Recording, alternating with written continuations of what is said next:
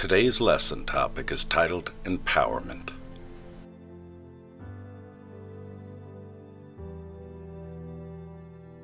Imagine for a moment I approached you, handed you a hammer, and asked you to build a shed. What would you say? Your answer would probably be something like, I don't have the tools, I don't have the materials, I don't know how, I don't have time. The bottom line is, you're not equipped. That is, you don't have what you need to do the job. As a child and teenager, I often dreamed about being a rock star. This would never become a reality for me for a few reasons. First and foremost, I don't have a singing voice, and second, I don't have the skills to play a musical instrument. If it really was a dream and passion, I could have applied myself and learned to play an instrument. But I'm stuck with the voice God gave me, and singing, unless it's in the privacy of my car or in the shower, isn't a good idea. I'm simply not gifted or equipped to be a musician. When we possess the skill, knowledge, and materials necessary to perform a task or complete a job, we become empowered. Being equipped is being empowered. Being equipped means you have the power to do something. I like the sound of being empowered. I wouldn't ask you to come to my house and paint a room without proper instruction and without providing the paint, brushes, and the materials that you need. Without empowering and equipping you with what you need to do, it would be impossible to complete the task. Equipping is empowering. Now, some of us may use this as an excuse not to do the things that make us feel uncomfortable or that we just don't want to do. Take a moment to look at these drawings.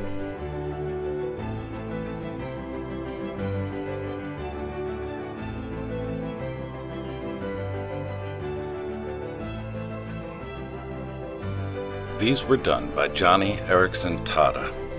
Beautiful, aren't they? Now let's look at how she did them. Joni used a mouthpiece to hold the pencil or brush used to create those masterpieces. Joni enjoyed a normal childhood like most other children. However, on July 30th of 1967, she dove into the Chesapeake Bay and had misjudged the shallow water. She suffered a cracked vertebrae between her fourth and fifth vertebra, which left her a quadriplegic. She's paralyzed from the shoulders down. During the 2 years that followed of her rehabilitation, she experienced anger, depression, suicidal thoughts, and religious doubts. However, this is when she learned to paint with a brush between her teeth and began selling artwork. To date, she's written over 40 books, recorded several musical albums, starred in an autobiographical movie of her life, and is an advocate for disabled people. So when you start thinking God didn't equip you for something, think about people like Joni. She may not have started out to be an artist, a musician, but she took the tools that God gave her and she made something of herself. So when we read commands in the Bible, like therefore go and make disciples of all nations, or look not only to your own interests, but also to the interests of others, and to love your neighbor as yourself, don't dismiss these commands believing that God is talking to other Christians. We think surely if God wanted me to do these things, He would have given me a different skill set, different gifts. No, we have the gifts. We need to develop them. Excuses like, I don't have the tools, I don't have the materials, I don't know how, or I don't have time, won't work anymore. We need to have faith and then begin developing the rest of the skills that God will give us. In 2 Peter 1, 3-4, we read, His divine power has given us everything we need for a godly life through our knowledge of Him who called us by His own glory and goodness. Through these He has given us very great and precious promises, so that through them you may participate in the divine nature, having escaped the corruption in the world caused by its evil desires. We may not have fully developed the skills He has given us to mature. We must practice. They're available to each and every one of us. This is what we're going to spend some time over the next few weeks looking at each of these characteristics, these gifts and skills in greater detail to see just how we can grow in each of these areas. In 2 Peter 1, 5 through 7, we read, "For this very reason make every effort to add to your faith goodness, and to goodness knowledge, and to knowledge self-control, and to self-control perseverance, and to perseverance godliness, and to godliness mutual affection, and to mutual affection love." Notice in the passage we just read that he begins the list with "add to your faith." Peter assumed that both you and I have the faith necessary to build upon. This is what we're focusing on this week, our faith, the foundation that will build the rest of our character upon. Do you have faith?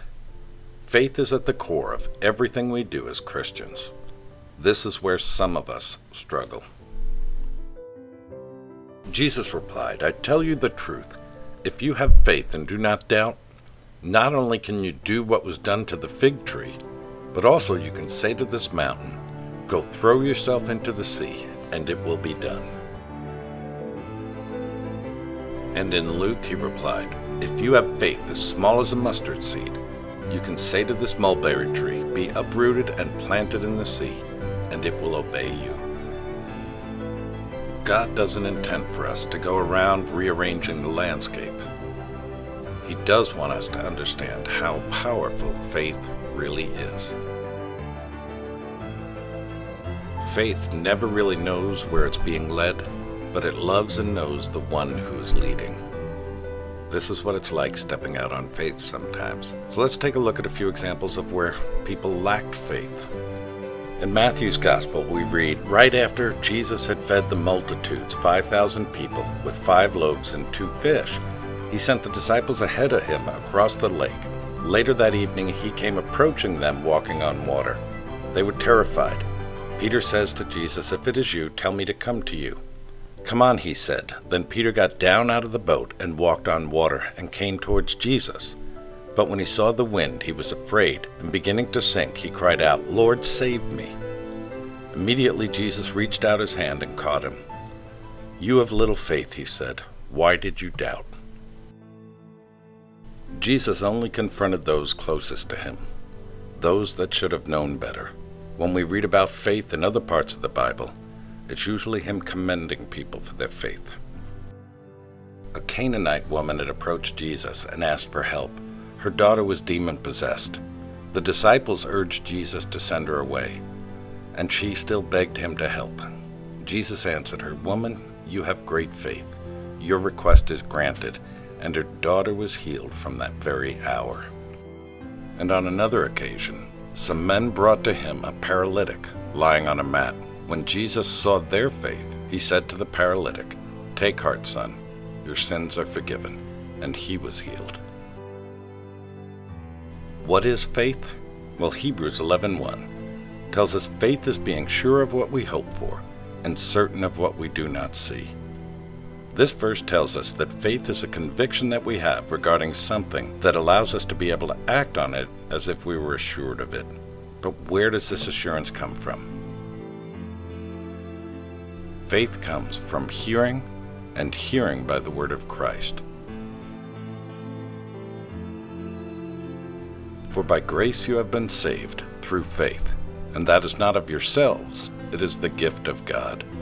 The "it" in this part refers to your faith. It is a gift from God that's been given to every one of us. And our faith will continue to grow as we add each of the qualities Peter lists in 2 Peter 1, 5 through 7. For this very reason make every effort to add to your faith goodness, and to goodness knowledge, and to knowledge self-control, and to self-control perseverance, and to perseverance godliness, and to godliness mutual affection, and to mutual affection love. God gave us this faith as a foundation upon which to build. Watch this video clip coming up to get a little glimpse on how this really happens. Oh, excuse me, can I get a refill, please? Coming right up. Excuse me, are you all right? Yeah. No. It's a long story. Well, I like stories. I'm considered a bit of a storyteller myself. My husband? You heard of New York's Noah? The guy who's building the ark. That's him. I love that story. Noah and the ark. You know, a lot of people miss the point of that story. They think it's about God's wrath and anger.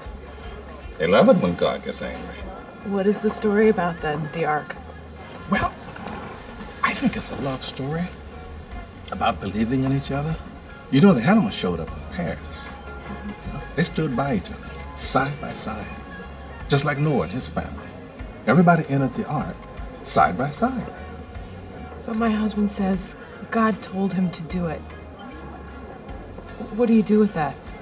Sounds like an opportunity. Let me ask you something. If someone prays for patience, you think God gives them patience? Or does he give them the opportunity to be patient? If they prayed for courage, does God give them courage, or does he give them opportunities to be courageous?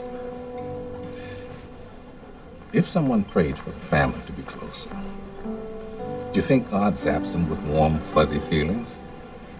Or does he give them opportunities to love each other? Well, I gotta run. A lot of people to serve. Enjoy.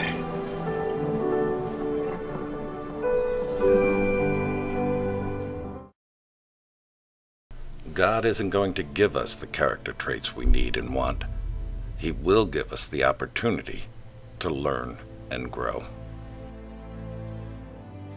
All right, we're headed off to small groups right now. Have a great week, and remember, keep it real.